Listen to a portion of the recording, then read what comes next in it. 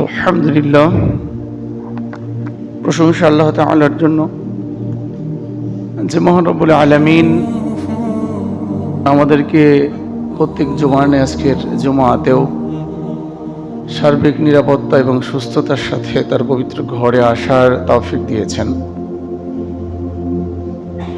গোটা দুনিয়ার এই কঠিন পরিস্থিতিতে, বিশেষ করে আমাদের এই ভূখণ্ডের এত কঠিন সময় গড়িয়ে যাওয়ার মধ্য দিয়ে এত কিছুর পরেও আল্লাহ পাক আমাদেরকে হয়তো বিশেষ কোনো কারণে নিরাপদে সুস্থ বা জীবিত রেখেছেন।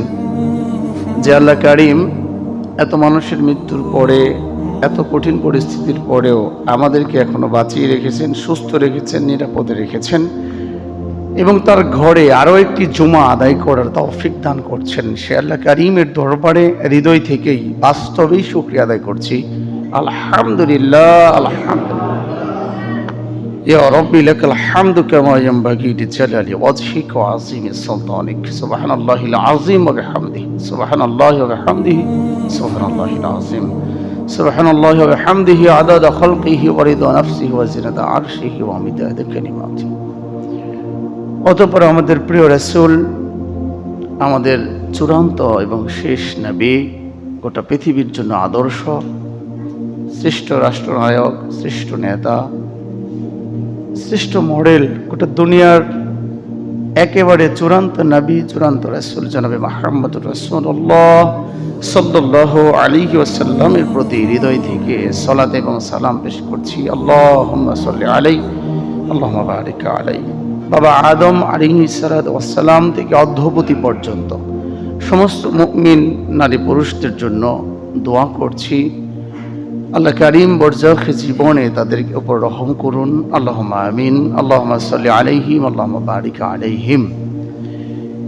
এবং যারাই যেখানে যেভাবে ঈমানের উপরে, ইসলামের উপরে মৃত্যুবরণ করেছেন, আল্লাহ কারীম তাদেরকে ক্ষমা করুন, শাহাদাতের মর্যাদা দান করুন। আল্লাহুম্মা আমিন।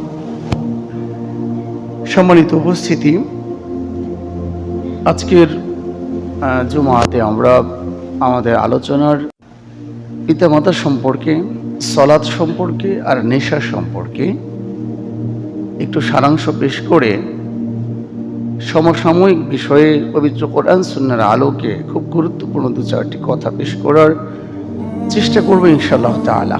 ওমা তাওফিকি ইল্লা বিল্লাহ, তাওয়াক্কালতু আলাল্লাহ, হাসবি আল্লাহু লা ইলাহা ইল্লা হু, আলাইহি তাওয়াক্কালতু ওয়া হুয়া রাব্বুল আরশিল আযীম। ইয়া আরহামার রাহিমিন, ইয়া আরহামার রাহিমিন, রব্বি ইশরাহ লি সাদরি ওয়া ইয়াসসির লি আমরি। আল্লাহুম্মা ইন্না নাসআলুকা ইলমান নাফিআ ওয়া রিজকান তাইয়্যিবা ওয়া আমালান মুতাকাব্বালা।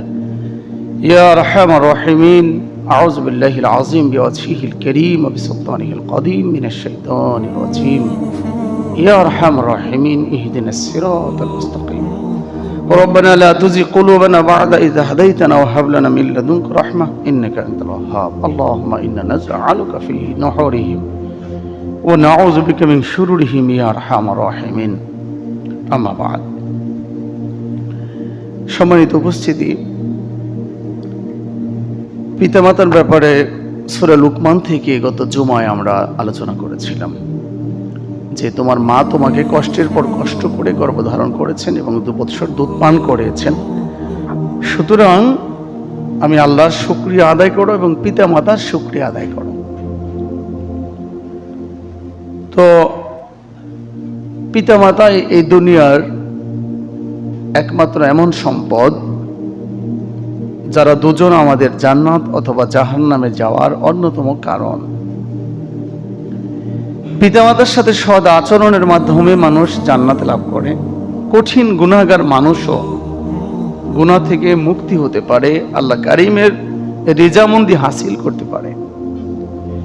আবার পিতামাতার সাথে খারাপ আচরণ করে, পিতামাতার বদদোয়ার কারণে অথবা বদদোয়া না দিলেও তাদের উপরে অন্যায় করলে, অবিচার করলে ইহকাল এবং পরকাল মানুষ হারিয়েছে, হারাচ্ছে এবং হারাবে।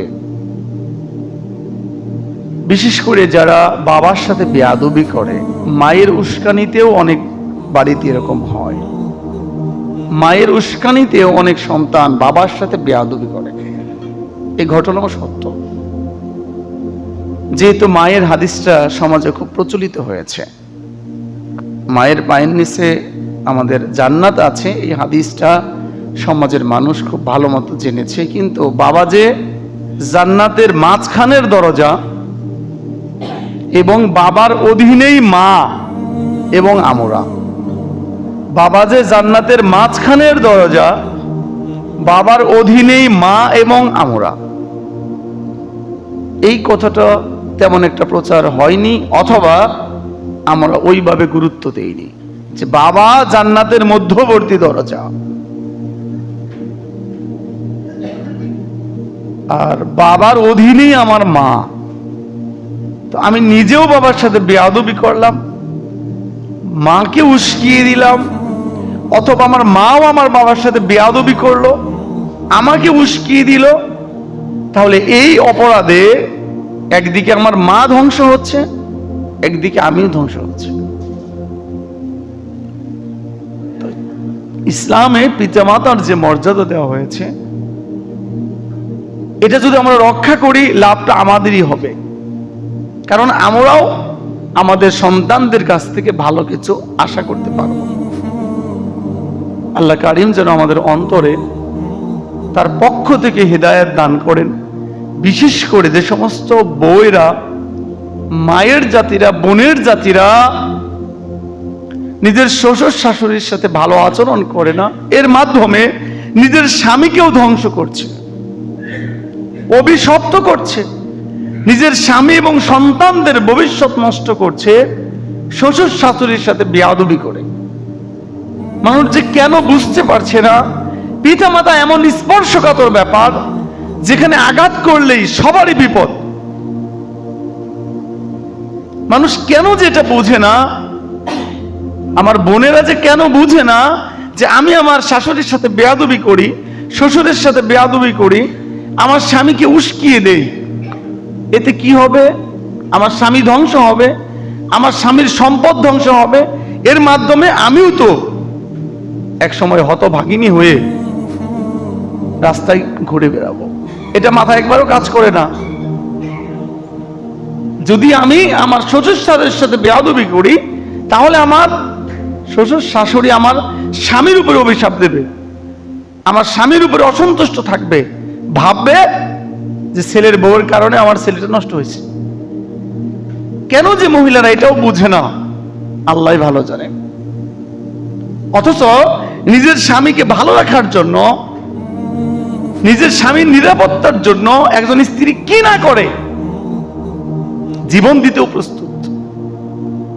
এই পৃথিবীতে ইতিহাস আছে, স্বামী যদি যুগ যুগ বিছানাতে পড়ে থাকে, স্ত্রী তাকে ছেড়ে চলে যায় না।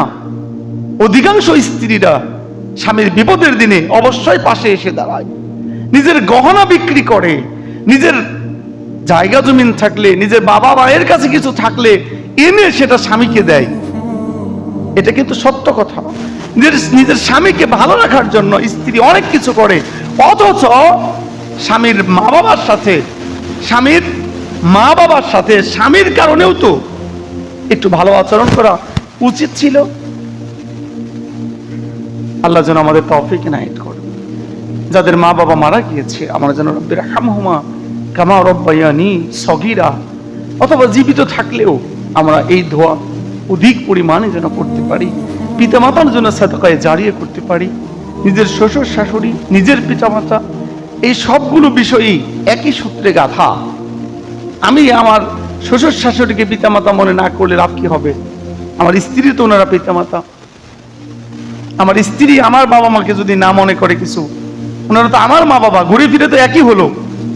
এদের কাউকে ক্ষতি করা মানেই আমাদের পরিবার ক্ষতি হয়ে যাওয়া, নিজেদের স্বামী স্ত্রীর জীবনে বিপদ নেমে আসা। আল্লাহ যেন আমাদের বোঝার তৌফিক ইনায়েত করেন। আল্লাহুম্মা আমিন। সালাতের অধ্যায়ে কথা বলার ভাষা এই জন্য খুঁজে পাচ্ছি না যে আর যা কিছুই হোক, মানুষ সালাত আদায় করলো না। আজকেও ফজরের পরে একটু এদিক সেদিক হাঁটাহাঁটি করে দেখলাম, সমাজের 10% যুবক মানুষও, মানে পুরুষ মানুষও আল্লাহর ঘরে আসে না। আপনি এটা বিশ্বাস না করলে খবর নিয়ে দেখেন, 10-20% মানুষও আল্লাহর ঘরে আসে না, সালাত আদায় করে না। যেন ফজরের টাইমটা তাদের ঘুমের সময়, ফজরের পরবর্তী সূর্য উদয় হওয়া সকাল 6টা-7টা, এই টাইমটা যেন কিছুই না আমাদের কাছে। সবাই ঘুম, সব ঘরে ঘরে ঘুম, দরজা বন্ধ করে ঘুম। ঘুমটাই যেন 3টা থেকে সকাল 7টা। তাহলে এতটা জাহিলিয়াত, এতটা কুফরি, এতটা অনিসলাম আমাদেরকে গ্রাস করেছে, আমাদের জন্য রাত যেন 3টা থেকে সকাল 7টা।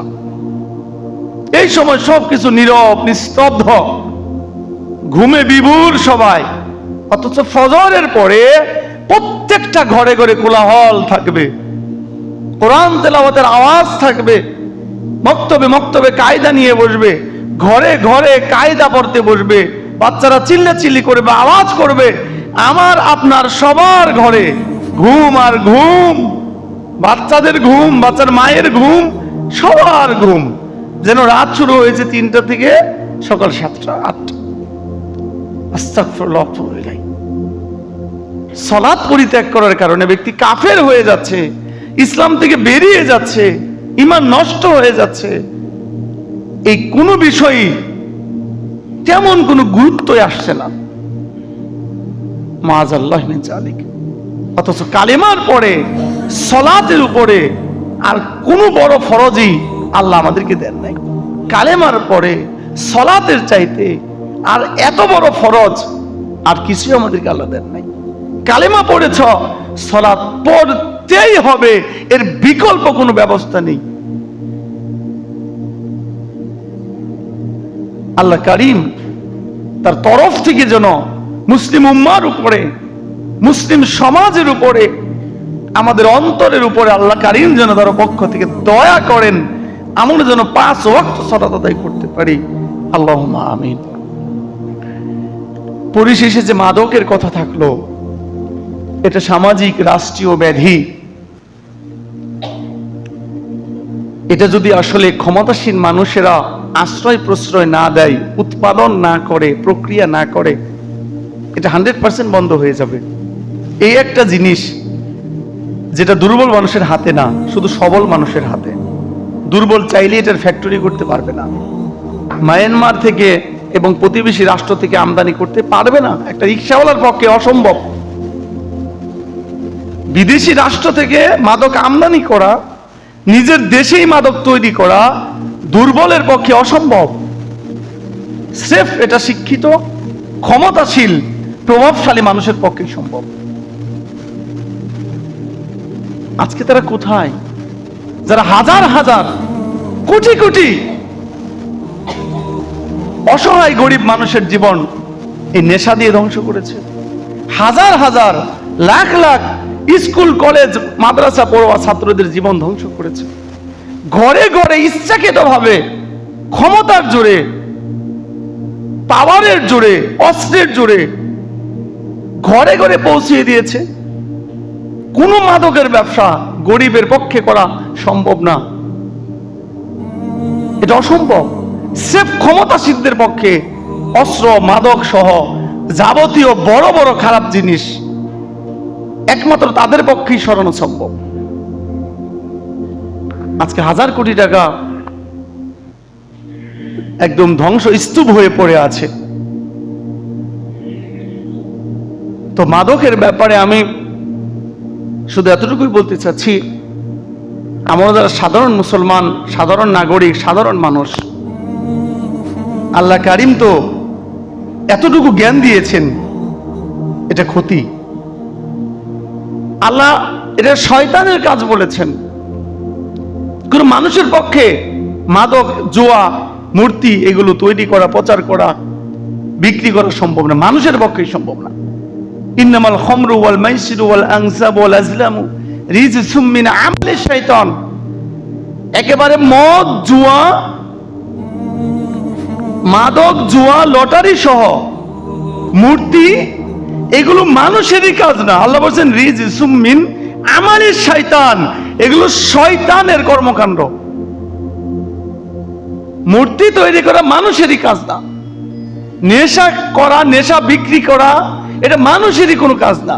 জুয়া খেলা, জুয়ার আসর বসানো এটা মানুষেরই কাজ না। লটারি দেয়া, লটারি বিক্রি করা, লটারি কেনা এগুলো মানুষের কোনো কাজ না। রিজসুম মিন আমালিশ শয়তান, শয়তানের কাজ। আল্লাহ আমাদের আদেশ করেছেন এসব থেকে দূরে থেকো। আল্লাহ যেন শয়তানের কাজ আমাদের হাতে কখনোই না করান। অন্তত ব্যক্তিগতভাবে যেন আমরা নিজের জীবনটাকে, পরিবারটাকে, সমাজটাকে নেশামুক্ত রাখতে পারি। আল্লাহ কারীম সে তৌফিক ইনায়েত করুন, আল্লাহুম্মা আমিন। তো সম্মানিত উপস্থিতি, এরপরে জান্নাতে যাওয়ার আমলগুলো আমরা ধারাবাহিকভাবে বর্ণনা করছিলাম। আজকে শুধু একটি আমল বর্ণনা করব, সেটা হলো বাড়িতে যাওয়ার সময় যখন বাড়িতে যাব আমরা সালাম দিয়ে প্রবেশ করব। এটা কিন্তু আগেও বলেছি, যখন আপনি বাড়িতে গেলেন তখন বাড়ির মানুষকে আপনি সালাম দিয়ে বাড়িতে যাবেন। সুন্দর করে আসসালামু আলাইকুম ওয়া রাহমাতুল্লাহ বলে আপনি ঘরের মধ্যে যাবেন। এই কাজটা করতে পারলে আপনি আল্লাহর দায়িত্বে থাকবেন এবং এটা জান্নাতে যাওয়ার একটা আমল। আলহামদুলিল্লাহ। এবার আমরা আমাদের আজকের মূল টপিকসে চলে আসছি। আসলে এত অল্প সময়ের মধ্যে সমসাময়িক এত বড় একটি বিষয় কি ভাষায় কিভাবে উল্লেখ করব তা বুঝে ওঠা আমার জন্য খুবই কঠিন হয়ে পড়েছে। আল্লাহ কারীম যতটুকু তৌফিক ইনায়েত করেন ততটুকু বলতে পারবো, আপনারা বোঝার চেষ্টা করবেন। আমরা সকলেই যেন পবিত্র কোরআনের এই আয়াত থেকে নসিহা গ্রহণ করতে পারি, আগেই আল্লাহর কাছে তৌফিক চেয়ে নিচ্ছি, আল্লাহুম্মা আমিন। সম্মানিত উপস্থিতি, পবিত্র কোরআনুল কারীমে সূরা আলে ইমরান খুব পরিচিত একখানা আয়াত। মাঝে মধ্যে ইমাম সাহেবেরা তেলাওয়াত করেন, আমরা শুনি, নিজেরা অনেকে পারি, অর্থও বুঝি, কিন্তু আসলে এর শিক্ষাটা মনে রাখতে পারি না। আল্লাহ কারীম বলছেন, আউযু বিল্লাহি মিনাশ শাইতানির রাজিম, কুলিল্লাহুম্মা মালিকাল মুলক। নবী, তুমি এটা বলো, তোমার মুখ দিয়ে তুমি এই দোয়াটা বলো, এই কথাটা বলো।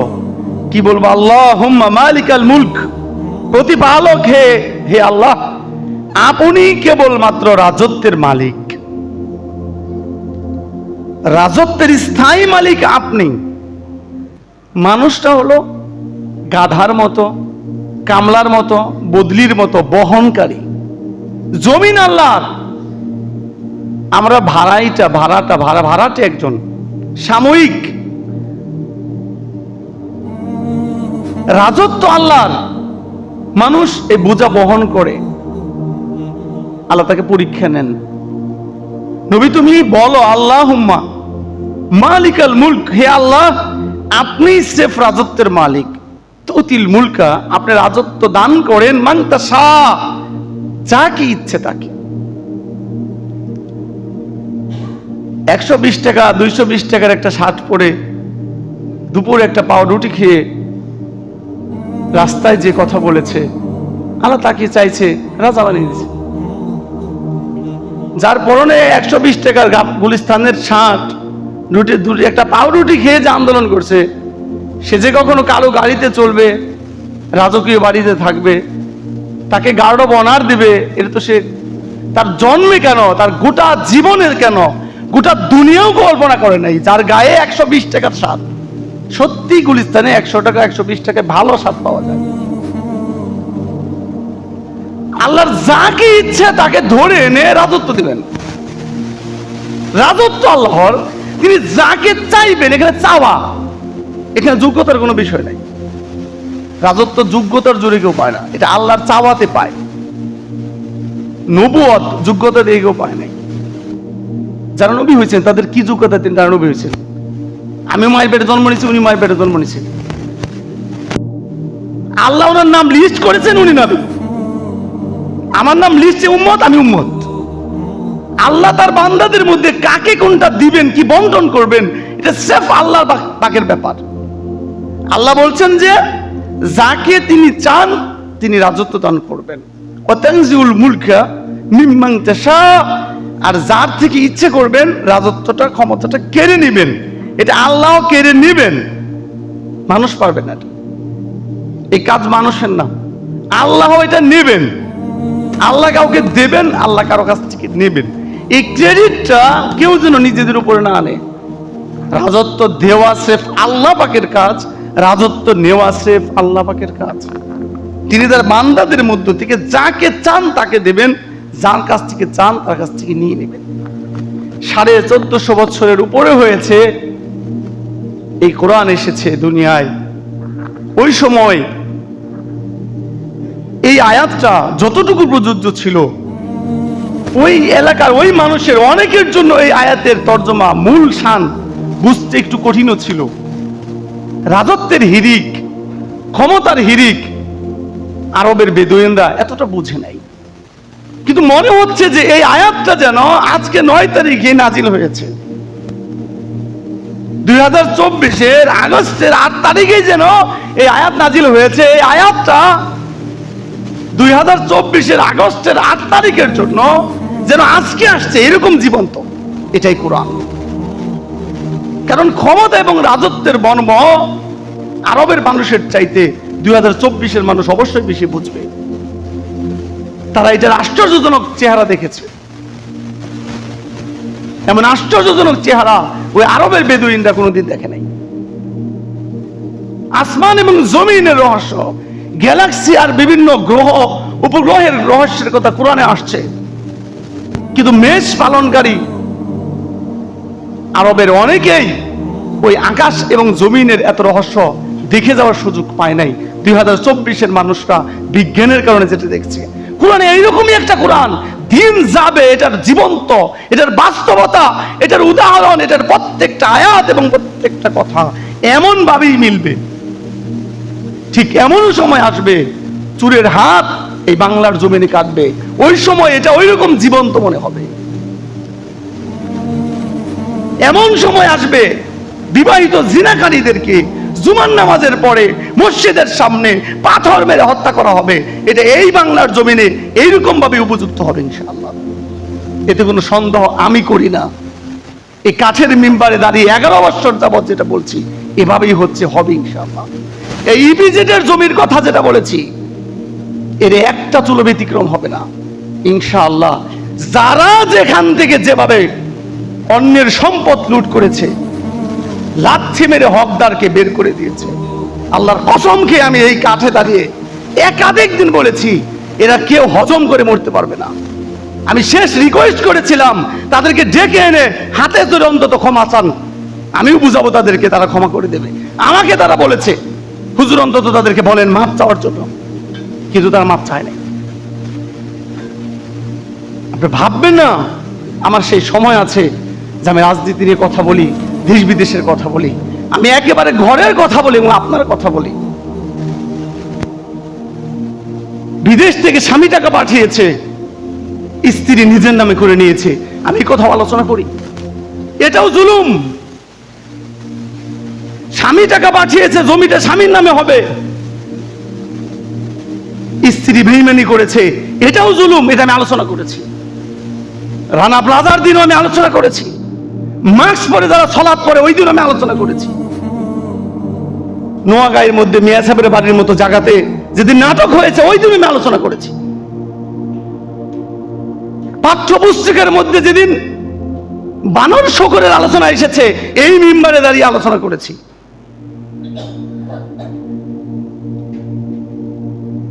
যখন যেদিন যেভাবে জুলুম হয়েছে জালেমদের ব্যাপারে, সেটা ঘরের জালেম হোক, বাবার বাড়ি থেকে কষ্টার্জিত পয়সা বাবা তার মেয়ের হাতে দিয়েছে, এটা যখন জামাই নিজের নামে করে নিয়েছে, আমি সেদিন এখানে আলোচনা করেছি। নিজের টাকা জোয়া খেলে শেষ করে বউয়ের টাকাও জোয়া খেলে শেষ করেছে, এটা আমি এখানে দাঁড়িয়ে আলোচনা করেছি। আজকে আমার আলোচনা নতুন কোন আলোচনা নয়, প্রত্যেকটা জালেমের ব্যাপারে আমি আলোচনা করেছি, আলহামদুলিল্লাহ সুম্মা আলহামদুলিল্লাহ। এবং সবসময় অনুরোধ করেছি যে কখনো কোনোদিন যেন জালেমদেরকে কেউ সমর্থন না করে, জালেমের পক্ষে যেন কেউ কথা না বলে, জালেমের পক্ষে যেন কেউ কলম না ধরে। আল্লাহর কসম সে পুড়ে ছাই হয়ে যাবে। কারণ আশ্চর্য কথা হলো, জালেমের মাঝে আর আল্লাহর মাঝে কোনো পর্দাই থাকে না। বিশ্বনবী কথা বলেছেন আল্লাহর সাথে, মেরাজ করেছেন, পর্দা ছিল। জিবরিল আমিন আল্লাহর কাছ থেকে কোরআন এনেছেন, কথা বলেছেন, এত দায়িত্ব পালন করেছেন, পর্দা ছিল, কিন্তু জমিনে একজন মাজলুম কথা বলবে, আসমানে আল্লাহ থাকবেন, মাঝখানে কোনো পর্দা থাকে না, কোনো বেড়া থাকে না, কোনো বাধা থাকে না। মাজলুম কথা বলবে, আল্লাহ কথার উত্তর দিবেন। আমি এখানে দাঁড়িয়ে একাধিকবার এই কথা বলেছি যে আপনি জমিন থেকে কথা বলবেন, আসমান থেকে আল্লাহ পাক উত্তর দিবেন, মাঝখানে কিন্তু কিছু নাই। যারা ভুলে গিয়েছেন তাদেরকে আমি প্রকৃত মুসল্লি মনে করি না। আমি এখানে দাঁড়িয়ে কথা বলেছি যে আপনি এখানে কথা বলবেন, আল্লাহ ওখান থেকে উত্তর দিবেন। সবসময় মনে রাখবেন, মাঝখানে কিছু নাই, কোনো বন্দুক নাই, কোনো ব্যক্তি নাই, কিছুই মাঝখানে নাই। আপনি আর আল্লাহ আছেন, আর মাঝখানে কিছুই নাই। আল্লাহু আকবার।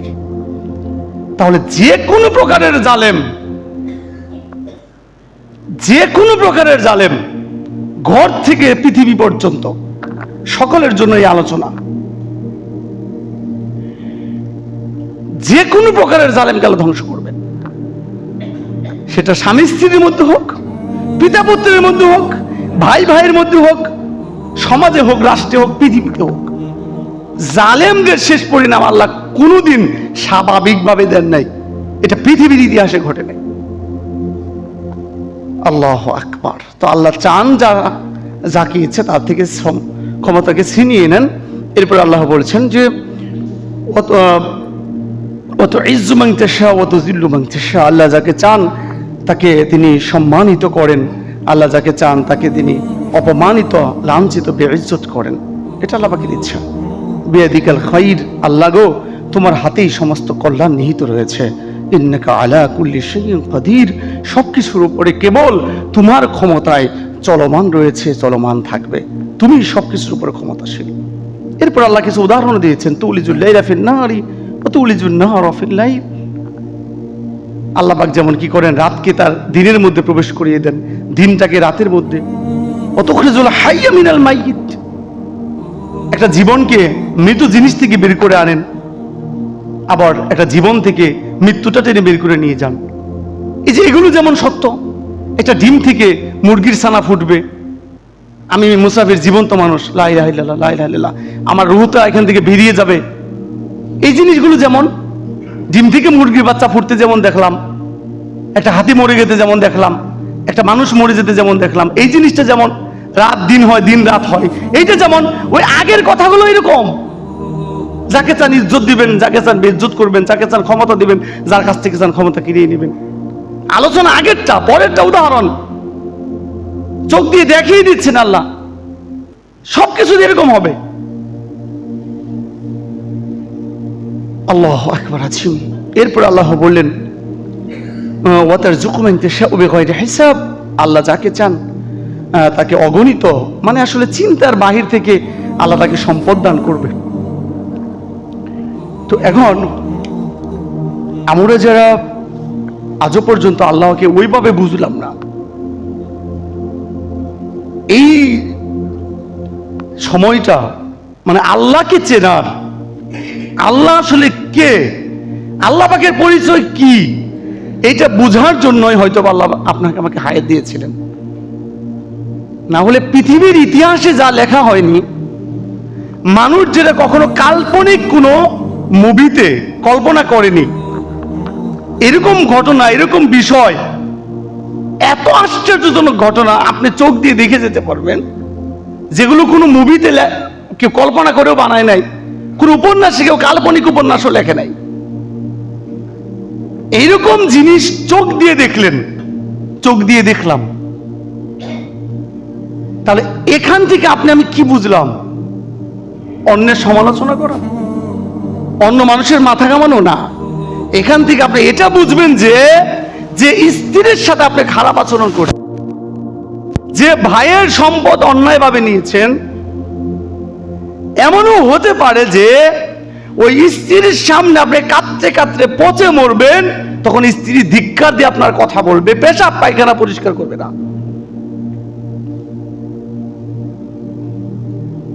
এটা হতে পারে।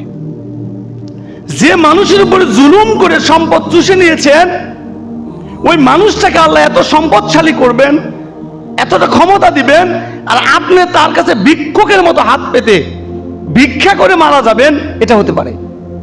আপনি ভাববেন এটা যে আমার পরিণাম কি হবে, আমি নিজের নফসের উপরে যে জুলুম করেছি, নিজের আত্মীয়দের উপরে যে জুলুম করেছি, নিজের জানাশোনা মানুষের উপরে যে জুলুম করেছি, আমার জুলুমও তো আল্লাহ পাকের কাছে এই জুলুমই আছে। যেহেতু আল্লাহ কারিমের পক্ষ থেকে নবী জানিয়েছেন এ কথা যে একজন মুসলিম আরেকজন মুসলিমের ব্যাপারে নিয়ম হলো হারামুন, হারাম থাকবে, দামুহু তার রক্ত, ওয়া ইরজুহু তার ইজ্জত, ওয়া মালুহু তার সম্পদ। রক্ত, সম্মান, সম্পদ এক মুসলমানের জন্য আরেক মুসলমানেরটা হারাম থাকবে। শুকর যেমন হারাম, অনুরূপ কোন মুসলমানের ইজ্জত নষ্ট করা, কোন মুসলমানের সম্পদ নষ্ট করা, কোন মুসলমানের জানের উপর আক্রমণ করা ততটুকু হারাম থাকবে। আমাদের হাতে আমাদের মুখে কোনো মানুষের কি ইজ্জত, সম্পদ, জানের ক্ষতি হয়েছে? যদি হয়ে থাকে এর জের খেসারত আমাদেরকে টানতে হবে। আমাদের ভাবতে হবে এখান থেকে। সম্মানিত উপস্থিতি, আরো একটি আয়াত যেটা সূরা নাহলের আসছে, আমি আগের আয়াত পড়েছি সূরা আলী ইমরান থেকে। সূরা নাহলের যে আয়াত, একেবারে আশ্চর্য হয়ে যাবেন। আউযু বিল্লাহি মিনাশ শাইতানির রাজিম। ফাতিলকা বুয়ুতুহুম খাবিয়াতুন বিমা যালামু। আল্লাহ কারীম বলছেন, অতঃপর এদের বাড়িঘর, বসত ভিটা, এই জনপদের বাড়িঘর বসত ভিটা খাবিয়াতান, একেবারে বিরান ভূমি হয়ে পড়ে রয়েছে। বিমা যালামু, তাদের জুলুম করার কারণে। এই আয়াতটা যেন এখন নাজিল হচ্ছে। ফাতিলকা বুয়ুতুহুম, অতঃপর এদের ঘর বাড়িগুলো, বাইতুন মানে ঘর, বুয়ুতুহুম তাদের ঘর, অতঃপর এদের ঘর দুয়ারগুলো, বাড়ি ঘরগুলো খাবিয়াতান, ধ্বংসস্তূপ হয়ে আছে। বিমা যালামু, যেহেতু তারা জুলুম করেছিল।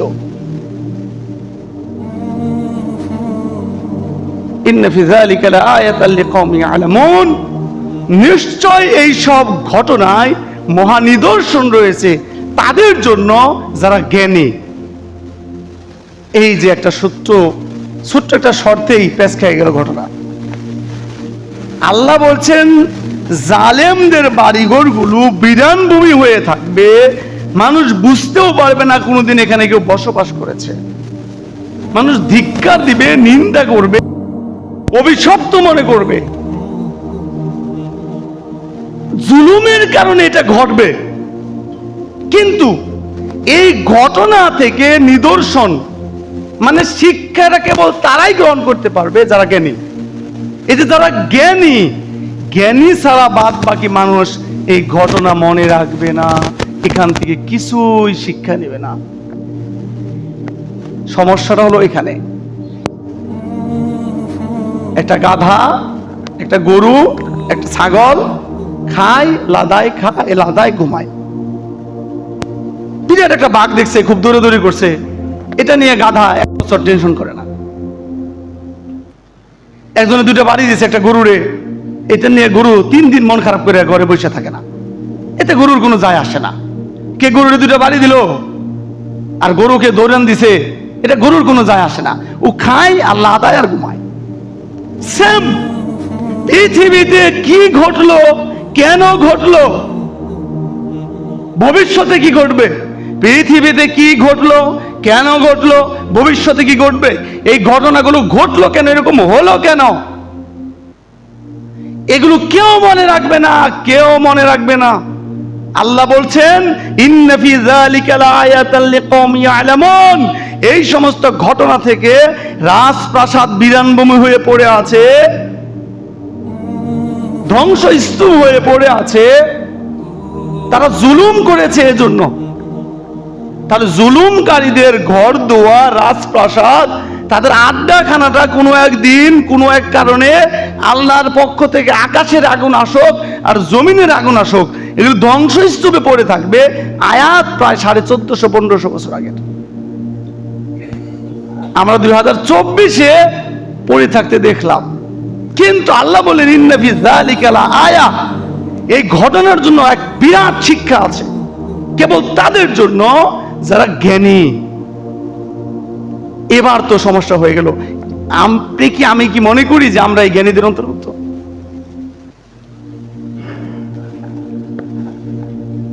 যদি জ্ঞানী মানুষ হয় তবে সে এগুলো মনে রাখবে, ওইভাবেই চলবে।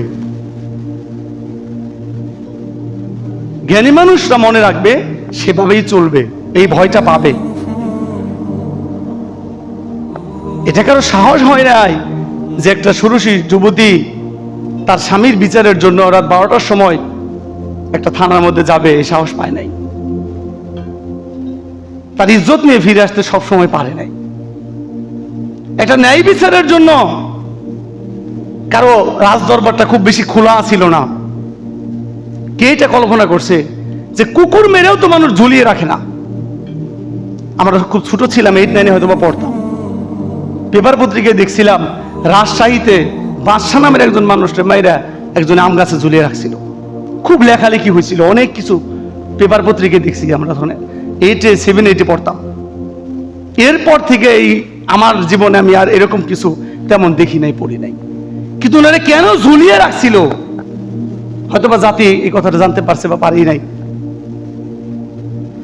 কিন্তু আমরা 2024-এ এসে এই দৃশ্য দেখব যে যাদের ক্ষমতায়, যাদের বন্দুকের নলে, যাদের চর থাপ্পড়ের চোটে মানুষ ভালো করে কথাও বলতে পারে নাই, জিম ধরে থাকছে মাথা, এগুলোর মাইরা মহাসড়কে ঝুলিয়ে রাখবো। এই দৃশ্য দেখেও যদি বাকি জালেমরা সারা জিন্দেগি মনে না রাখে যেটা বাংলাদেশ, এটা জমিন, এটা পৃথিবী, এই পৃথিবীতে কি না সম্ভব।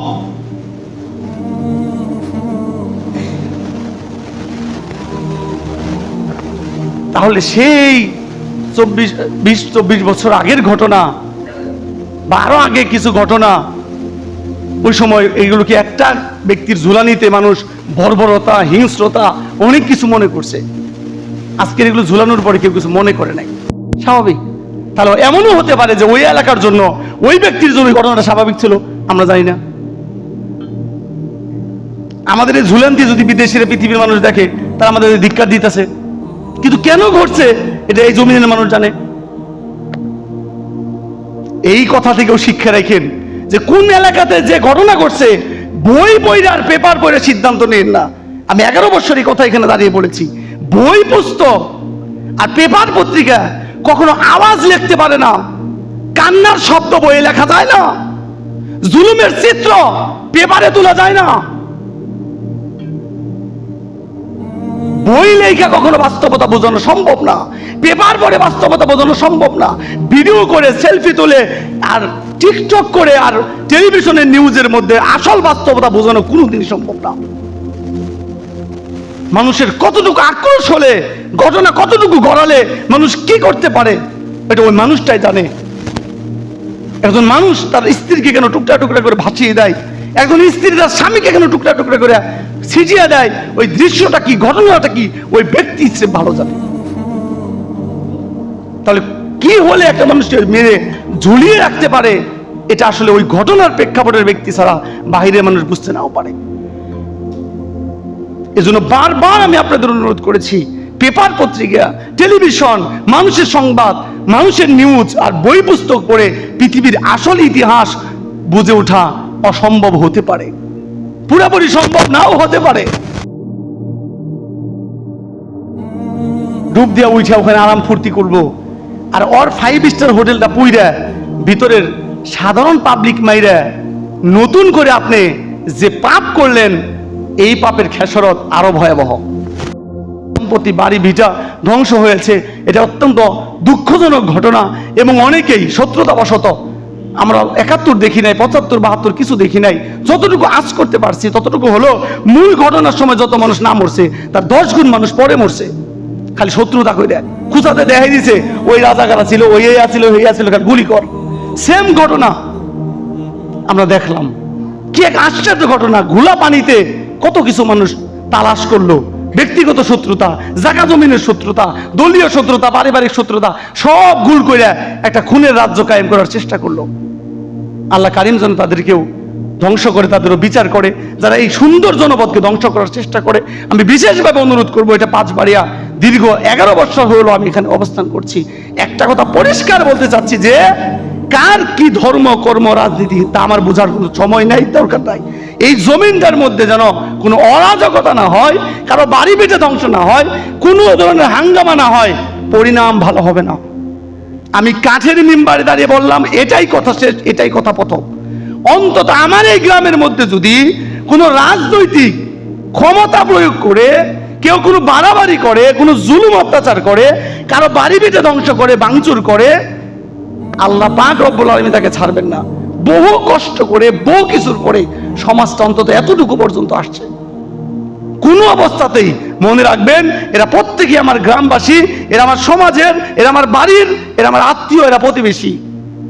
কেউ কারোর উপর আক্রমণ করা, শত্রুতা করা, বাড়িঘর ধ্বংস করা, এই করা সেই করা, এগুলো যেন কোনো অবস্থাতে না হয়। পুরা গ্রামের সম্প্রীতি, আন্তরিকতা যেন বজায় থাকে, সমাজের এবং রাষ্ট্রের।